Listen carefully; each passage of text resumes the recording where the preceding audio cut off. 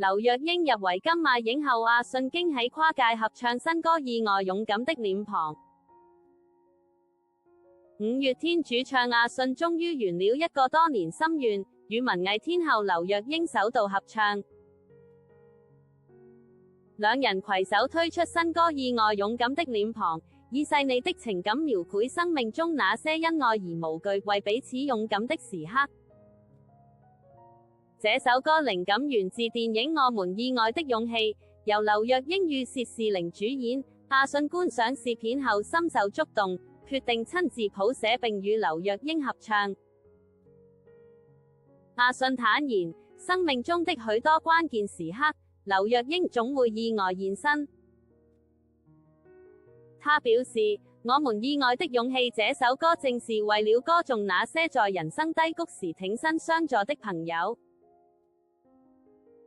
也記錄了他與劉若英多年深厚的友情。拍攝 MV 時，阿信笑問劉若英，有沒有人忽然逆着光出現，給你勇氣？是不是我？劉若英回以笑語，阿信就是這樣的人，不需常聯絡，但當我需要幫助時，他總會出現。電影《我們意外的勇氣》由葉如芬與阿信共同監製，導演由兆祥執導，講述一對情侶面對意外懷孕後，學會以勇氣和愛面對生活的故事。劉若英憑此片入圍本屆金馬獎最佳女主角，再度證明她在戲劇與音樂間的深厚功力。阿信回憶看完試片後的那份震撼，我被故事打動，也感受到奶茶劉若英那種溫柔卻堅定的力量。當下就決定寫一首歌，讓我們的合作在這樣的緣分中誕生。對於這次合作，劉若英也感性回應，從2020年籌備飛行日演唱會開始，我就一直向阿信邀歌。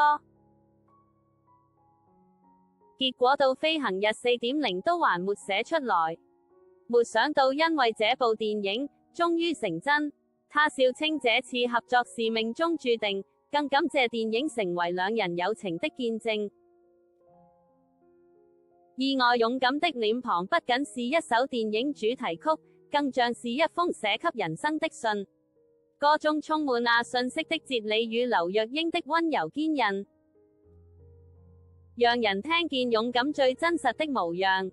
兩位音樂人跨越風格與世代，用音樂傳遞最動人的力量。